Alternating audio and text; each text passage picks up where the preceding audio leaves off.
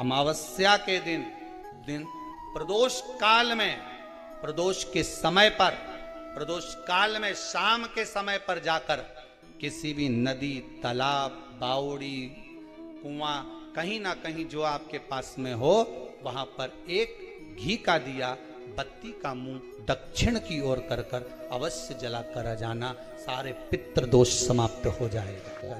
अगर नदी, तालाब, बावड़ी, कुआं नहीं है तो पीपल का वृक्ष हो या बेलपत्री का वृक्ष हो या बट का वृक्ष हो, उसके नीचे लगा दो प्रदोष काल में। पर अमावस्या के दिन लगाएं जरूर। क्यों? क्योंकि अमावस्या 16 दिन तक पितृ मृत्यु लोक में आने के बाद में भोजन ग्रहण करते हैं। अमावस्या के दिन पितृ शाम के समय प्रदोष काल में शंकर भगवान का नाम जाप कर कर नदी, तालाब, बावड़ी पर पानी पीने जाते हैं। वहां से जल का आचमन कर कर पितृ अपने लोक को चले जाते हैं प्रदोष काल के समय पर। इसलिए प्रदोष काल में जलाशय के पास में बावड़ी, कुआं, नदी, तालाब के किनारे पर दिया लगाया जाता है दक्षिण की ओर मुख कर कर बत्ती का, तो पितृ आशीर्वाद देते हुए जाते हैं कि फलो फूलो, आगे बढ़ो, उन्नति करो, तरक्की करो। ये पितरों का आशीर्वाद रहता है, पितरों का वर रहता है। आप देंगे, कुछ करा ना करा, फिर अमावस्या के दिन उस दिन दिया दक्षिण की ओर बाती का मुख कर कर।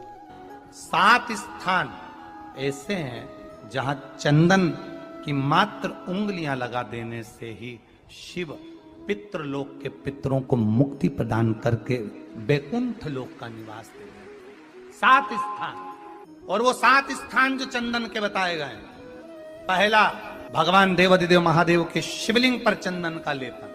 समझ लेना जरा बहुत अच्छे से। आपको लगता है स्वप्न में कोई मुर्दे दिख रहे हैं, या कोई जल रहा है, या कोई मर रहा है, या कोई चला गया है, ऐसा भय लगता है, बच्चों को मानी भेजूंगी ऐसा हो जाएगा।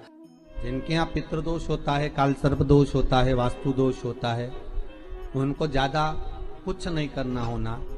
महाराज एक बेल का फल लीजिए, उसके अंदर का जो गुर्दा होता है, अंदर का जो भाग होता है, उसको निकाल लीजिए, और उस बेल के फल में आटा सेक कर उसमें शक्कर मिलाकर उसको उसके अंदर भर लीजिए।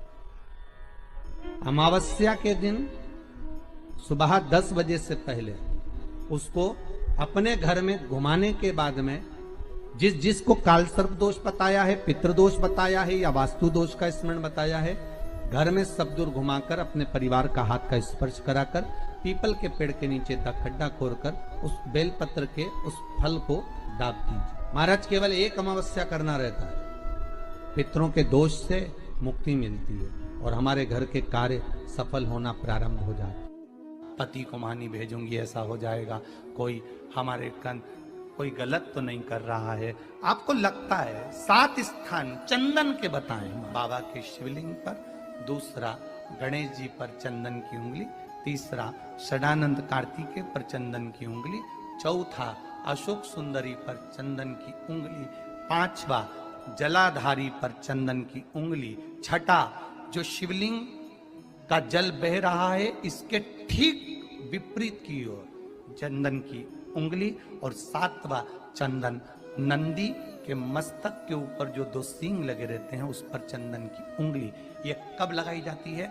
या तो अमावस्या के दिन। आपको लगता है कि हमारे पूर्वजों का उद्धार नहीं हुआ, हमारे पूर्वजों का कल्याण नहीं हुआ, कहीं अधोगति में कोई चला गया है, उसका बस एक बार, रोज नहीं जरूरत है, 4 दिन दुकान अच्छी चले, बाकी के समय बैठना पड़े, समझ लेना पितृदोष। घर में बच्चे चिड़चिड़े हो जाए, गलत संगति में डूब जाए, समझ लो चिड़चिड़ हो रहे हैं, पितृदोष। घर के बच्चे माता पिता का आदर न करें, सम्मान न करें, तेज आवाज में बात करें, समझ लो पितृदोष। पितृदोष मालूम पड़े। और इतने से भी अगर आप नहीं समझ सकते, परिवार का कोई एक व्यक्ति जब जब भोजन करने बैठे तब तब उसकी थाली में बाल आए, भले वो होटल में खाए तो भी बाल आ जाए, वो कहीं खाना खा रहा है तो बाल आ जाए।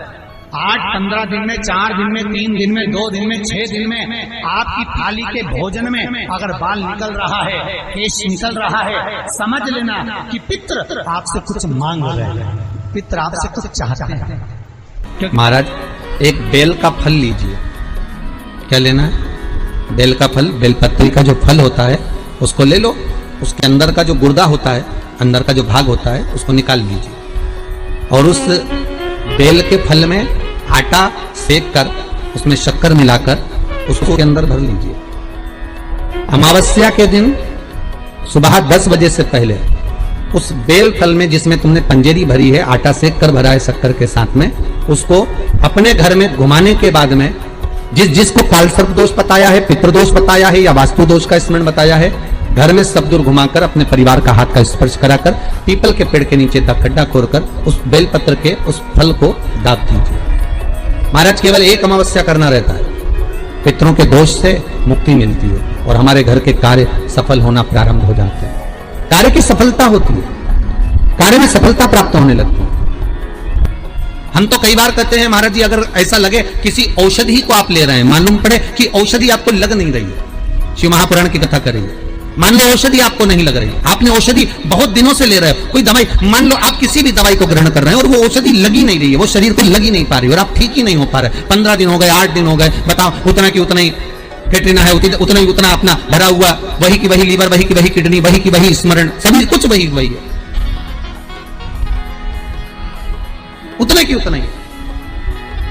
बीपी भी ऊंचा नीचा चल रहा है पर लेवल में नहीं आ रहा, शुगर भी लेवल में नहीं आ रही, तो प्रयास करा करो महाराज, बेलपत्री के फल का जो गुर्दा है, अंदर का जो भाग है फल का, उसको पानी में गला लीजिए और प्रदोष की प्रदोष, कम से कम प्रदोष नहीं हो और बीमारी जरा दवाई लगी नहीं रही हो तो बिना प्रदोष के भी कर सकते हो, उसको पानी में गलाइए, आधा घंटा पानी में, जैसे आपको सुबह मंदिर जाना है 10 बजे तो सुबह स्नान कर कम से कम 6:30-7 बजे उसको पानी में गला दीजिए और उस बेले के फल का गुर्दा से गला हुआ पानी शिव जी को ले जाकर समर्पित कर दीजिए। महाराज उस पानी में से थोड़ा सा 1 चम्मच पानी शिव जी पे चढ़ा हुआ लेकर आ जाइए, उस पानी को जो बीमार व्यक्ति है उसको औषधि देने से पहले मात्र आधी चम्मच से भी आधा चम्मच उसको दे दीजिए। भगवान शंकर का श्री शिवाय नमस्तुभ्यम का जाप कर उस पानी को देने के बाद अगर आप औषधि देंगे तो ये पक्का है कि औषधि अपना कार्य करना प्रारंभ कर देगी और वो स्वस्थ होना प्रारंभ हो जाएगी, वो स्वस्थ हो औषधि। श्री शिवाय नमस्तुभ्यम, हर हर महादेव। पूज्य गुरु जी पंडित प्रदीप मिश्रा जी द्वारा बताए गए श्राद्ध अमावस्या का उपाय, इस उपाय को आप अपने घर पे ज़रूर करें और आशा करती हूँ यह वीडियो आपको पसंद आई होगी। वीडियो पसंद आई होगी तो वीडियो को लाइक करें।